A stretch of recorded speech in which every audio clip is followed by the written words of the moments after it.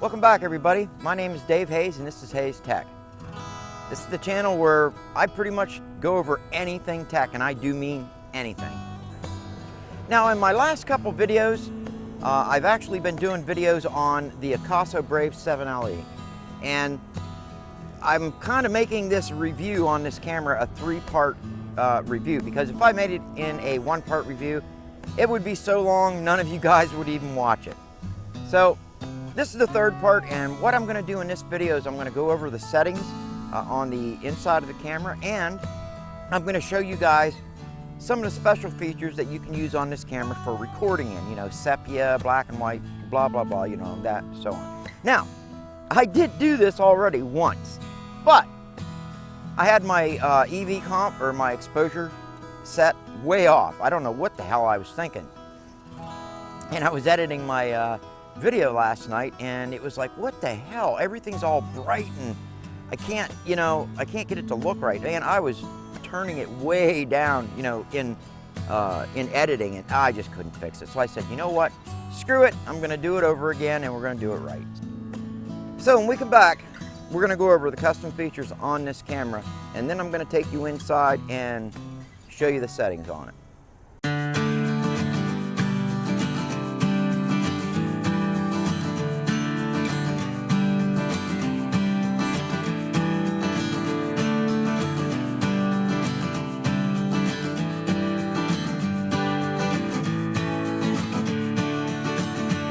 And as always, if you liked my video, don't forget to hit that like button and share my videos. It really helps me out. And if you're new to the channel and you like what you saw, think about subscribing. And if you subscribe, don't forget to hit that notification bell icon. That way you get a notification of my videos as soon as I release them. The 7-year locusts, or 7-year cicadas. We call them a locust, but I know it's not a locust. It's just that time of the year where you can actually hear the cicadas. You'll be hearing them all through this video. Yeah, I was telling you guys in the intro that I was doing this yesterday, and I had my EV comp all the way down to -2. So for any of you that know anything about exposure comp adjustments in cameras, it starts at 0. And then you've got a plus setting, and then you've got a negative setting, you know, and it just goes through in numbers. And this has that. So this has, you'll see when I go through the settings on this, and that's. And I was actually testing it to see, you know, how far the exposure comp would actually lighten it up. And I was shooting at night with this camera, so I dropped it all the way down to, I think it was -2. And what that does is it opens it up artificially, of course, and allows more light in. Okay, so you can use them in darker situations. So I forgot to turn it back on. Here we are in really bright sunlight at -2. Yeah, it was really, really bright. And the first thing I'm going to do is take you through the custom viewing settings that you can do on this camera. So let's go ahead and jump into that right now. All right, as you guys can see, we are now shooting in the black and white settings, although I don't know what you would use that for. I guess if you guys wanted to have that like old-fashioned kind of look, you know, back in the 60s and that, when we really didn't have a lot of color TVs out and everything was shot in black and white, hey, here you go.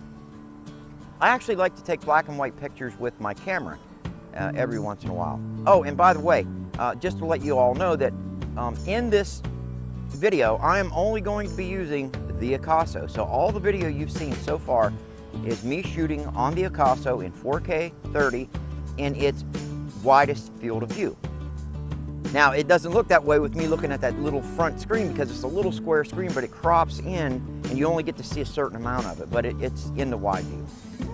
And I thought I'd come down to the park here in Casanea and kind of give it that outdoorsy look. You know, it's an action camera slash vlogging camera. So here we go. All right, so what we're going to do is we're going to go ahead and go to the next custom setting. And yes, we're going to hear some motor sounds because the interstate's right over there. So let's go ahead and go to the next custom setting. Okay, we are now shooting in the natural mode. Now, the standard and natural mode, I started out in standard, went to black and white, now I'm in natural, but the standard mode and the natural mode are the two modes that I've been using on this. If you watched my last video, I shot all that video on its natural mode. That's this one here. It gives it a little, it kind of gives it a flatter look. The standard look is just kind of like what you would get with a GoPro or something like that, or a Sony camera. It kind of puts all of what it thinks you should have to get a, a standard picture profile.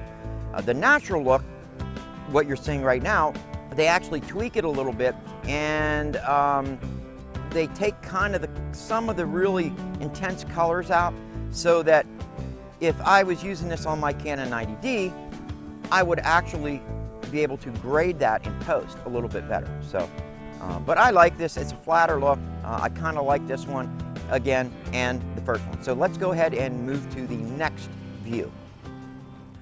Okay guys, this is the one that I really don't understand. Why they would include a setting like this is what they call negative mode, is beyond me. I just can't see an instance where you would want to record in this, except to do some cool funky shots like we're doing now. Just to kind of give you an idea, we're going to go ahead and kind of pan a little bit around, let you guys see the natural environment in negative mode. There you can see the stream. You can see the park behind me, the trees. So remember, everything that's really dark is actually really light, and everything that's really light is actually really dark. It's messed up, man. But hey, they give it to us, so I wanted to show you guys all of the special effects or special video features that you can get on this. So let's move to the next one. I think we've had enough of this. All right, we are now recording in what Akaso calls warm.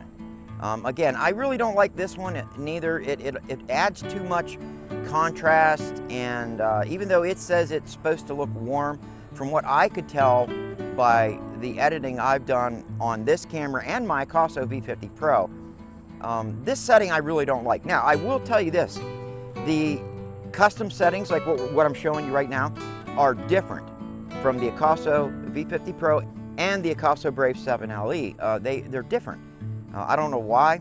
Also, the touch screens on these two cameras are completely different. And the image stabilization, I think, is a little bit better on this camera. Akaso calls it their stabilization 2.0, and I think it is a little bit better than the Akaso V50 Pro, but just a little bit. Okay, so what do you say we go ahead and move to the last custom camera setting on this video camera? All right, this setting is known as brightness contrast. Again, I don't know where anybody would actually want to use this setting. Now, just so you all know, my shirt that I'm wearing is a baby blue, and pretty much everything behind me is green. Kind of an olive or drab green in some places. That tree right there is a brilliant green. It's a nice green. It's a maple tree, so you guys, if you know what a maple tree leaf looks like, that's the color it should look like. This particular setting I know I would not be using. So these are the custom settings that they give you in this camera. They only give you 6 of them. Again, I used the standard and the custom profile. I just think that they're the two best ones. And again, custom, that might be wrong, but as I mentioned earlier, I used 2 of the settings in this camera, and I don't mess with the other ones. Black and white seems kind of fun, but okay, so let's go ahead and wrap this video up.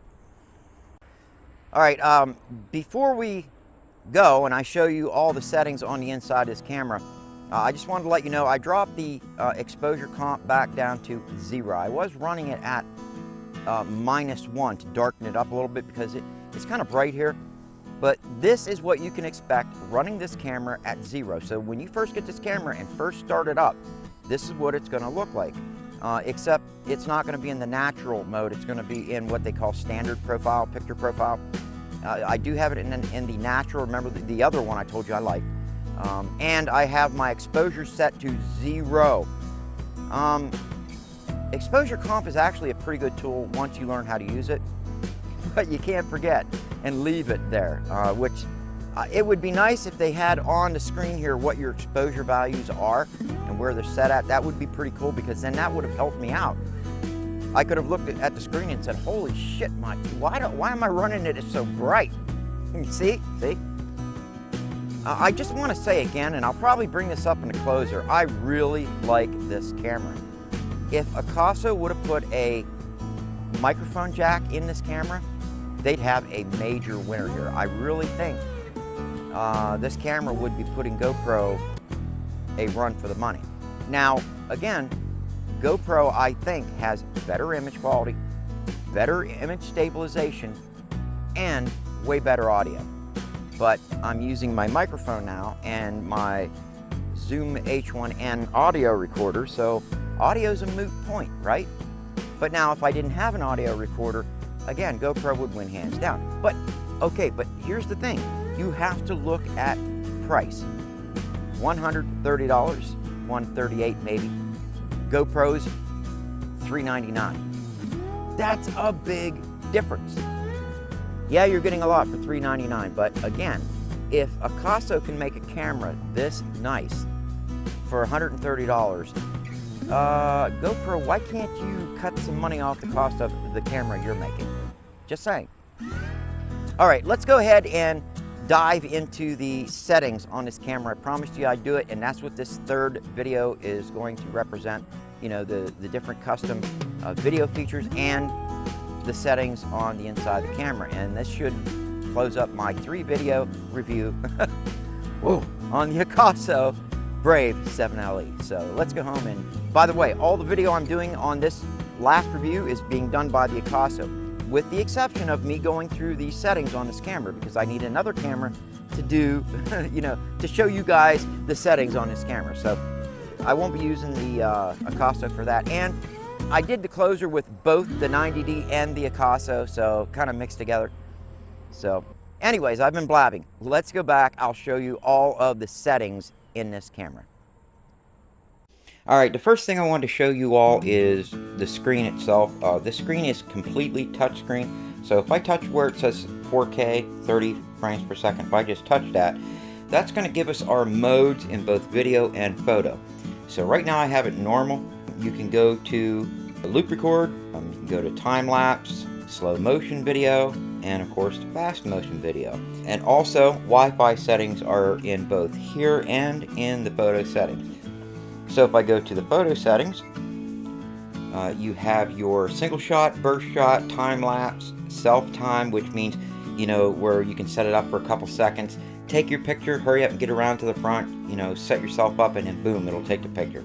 And then of course you have your long exposure, like if you're shooting at night, you're shooting the stars, or say you're shooting a waterfall and you want to get that blurry kind of effect, that really misty look. Well, you would want to use your long exposure shot. It gives you all of that, and again, guys, it's a 20 megapixel sensor in here, so it should actually be taking fairly decent pictures. Now, I didn't take any pictures to show for that, but hey, you know, it is what it is. I don't buy these for their photo qualities, you know. It's got to be as good as most of the higher grade cell phones on the market. So that's what you're going to get there. I'm going to go ahead and go back to video. I got to use my left hand, guys, and we're going to X out of that. If you go down here to this play button and touch it, that's going to bring up anything that you have recorded. These are all the videos I did, which you guys are going to see in this video, of me going up and showing the different effects. Now, if you touch on one of them, it's going to show and start playing that video. Now, you can delete the video if you want, which I'm not going to, but you can do all that here. Plus, you're going to be able to hear it. Now, I doubt you're going to be able to hear it because it's very, very low quality audio. But this gives you an idea of what you recorded, and, you know, you could decide whether you want to keep it or not. You hit the back button up here, and you can click on that and hit the trash can, and it'll say you want to delete one or all. Choose, delete, whatever. I don't want to do any of that. We're going to hit the back button and go back. So that takes care of this one and that one. And if we swipe down, that brings up the lock feature and the power button. If you hit the power button, it's just like powering it off. If you hit the lock button, it locks the screen until you're ready to use it again. And I don't use this feature, so I'm going to go ahead and swipe up on it. Now, if we touch over here, that's going to bring up your resolutions. Since we're shooting in video, it's going to bring up our video resolution. Right now I have it in 4K, 30 frames per second. If you swipe left, there's 2K60, 2K30, and so on and so on.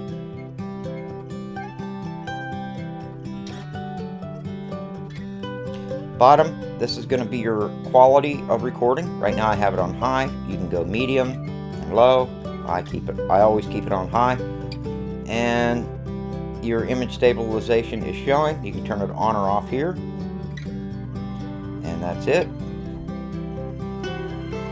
Okay, now you guys are going to see this little magnifying glass over here. If you touch that, it's going to allow you to zoom in and zoom out. Whoops, let me make sure I'm zoomed out the whole way. And I think that takes care of the touch settings on the front. Audio, I think you can press up here somewhere and turn that on or off. There we go. Well, if you touch up here, it's going to take off the information on your screen. I know a lot of people don't like to have that on there. It clutters it up. I like to have it there so I know what's going on. So I'm going to touch it again and put it back on. Okay, now I'm going to show you guys the settings from swiping over. So we're going to swipe over from the right. So now I'm in photo mode. If I swipe over again, I'm going to be back in video mode.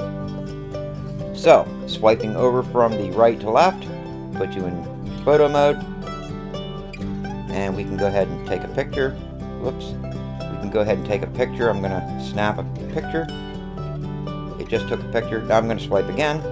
And we're back into video mode. Now, if I hit this little settings button on the bottom, that is going to take us into our settings. And this is what we're going to go through right now because I know a lot of you wanted to see this.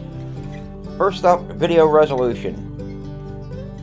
You know, this basically just goes through all the different resolutions it has on it. We're going to go ahead and go back.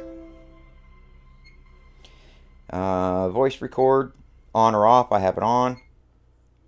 Image stabilization, again, the image stabilization setting will only show up if it supports it. If I'm shooting in 1080p, 120 frames per second, this setting will not show up. Okay, swipe up, that brings up video quality.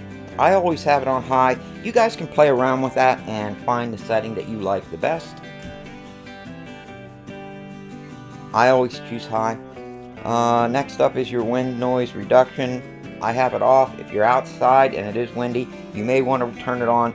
I don't like the audio on this camera to begin with, so it really doesn't matter to me.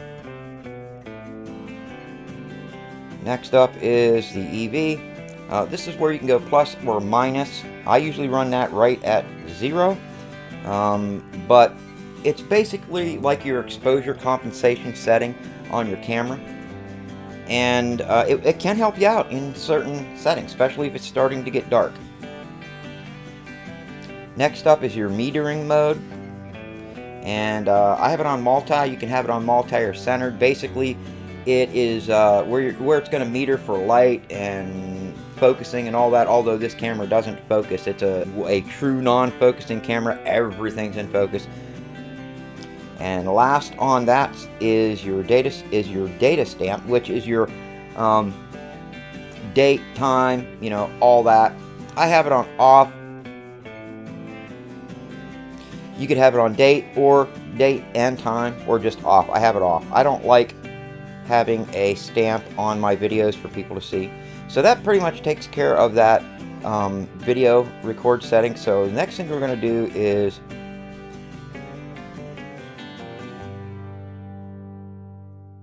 now we're going to go ahead and go into the settings mode, which you have represented by this little cog icon over here. And first up is sounds. Now this turns on or off the sounds in the camera, the beep. And of course, here's what you can turn on and off. And then your angles up next. You have your super wide, wide, medium, and of course narrow. Your diving mode is up next, so if you want to use this, I think it gets rid of that distortion you get in water. So you can turn that on or off. Next up is effect. Now the effect is basically what I showed you guys, what I did the video on. You have your normal, black and white, natural, negative, warm, and brightness, contrast.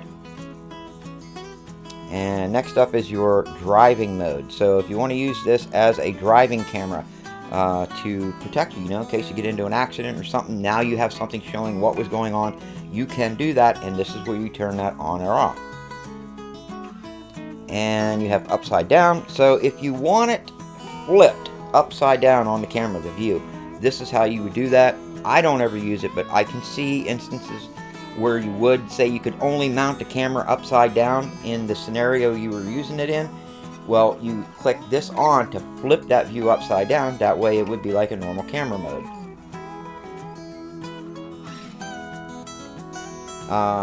Screensaver up next. I have it off, but you guys can, it goes from 1 minute all the way to 5 minutes, where the screen stays on up until 5 minutes and then shuts off to save battery. I have it on. The battery in this device is phenomenal, so I give Akaso a lot of credit for that. They do have very good battery life. Then we have our auto power off, and I have that off too, but you can set it up to automatically power off up to 5 minutes, or like I do, I just leave it off.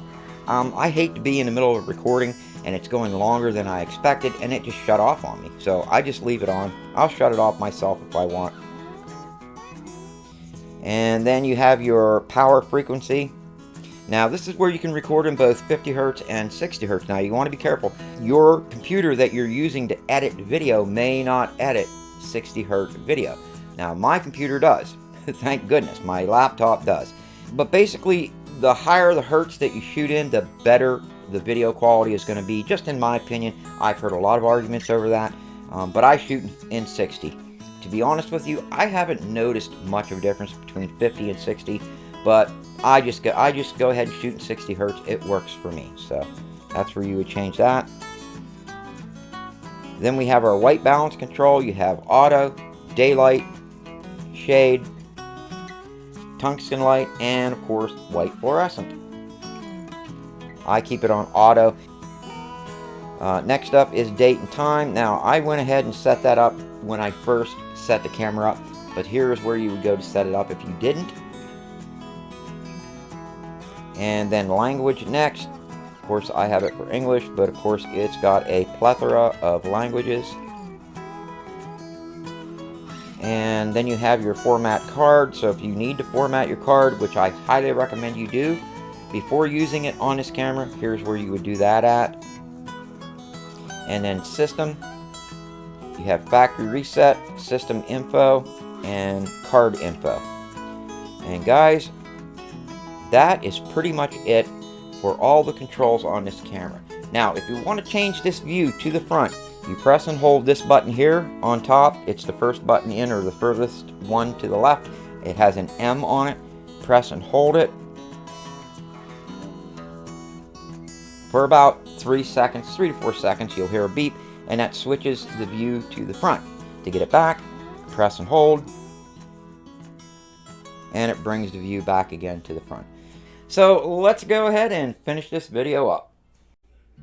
Well everybody, I hope you liked the video. I tried to keep it as short and as sweet and to the point as possible. But I did want to show every one of the features of this camera, and I wanted to go through the settings for you. It's not that hard of a camera to get used to, and with this front screen, I can tell you, in my opinion, they have a winner. So I'm going to give you my thoughts on it after having it for 3 days now, and this is my third video using this camera. And in this video, I used this camera basically for the whole video, except for the closer and of course going through the settings on it. But you know, the opener and you know, where I went through the camera views, that was all this camera. I think the camera is worth the money they're asking for it. The only thing that I would have to say, that if it was me and I could change on the camera, that would be the audio on it.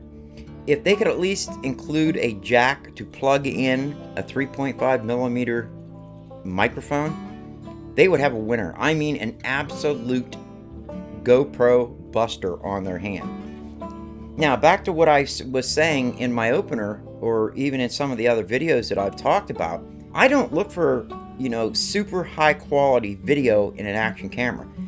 I want it to be good enough. It's got to at least look good. This one looks good. It does the job. And if you've got the right lighting, it is an awesome camera. I mean, look at it now. And I'm shooting in 4K 30, but I have it under studio lights. So you could actually use this as your main camera, you know, as a YouTube main camera. All you need is audio. But if they were to fix that audio in the camera and again, put a 3.5mm jack in it, that way you could plug in, you know, a nice lapel microphone like my Sony microphone that I have, they would have a winner. And they've got to stay away from the little microphone that they give you that came like with my Akaso V50 Pro. The microphone was okay, but to be honest with you, the audio on my Akaso V50 Pro was pretty damn good, even before putting that microphone in it.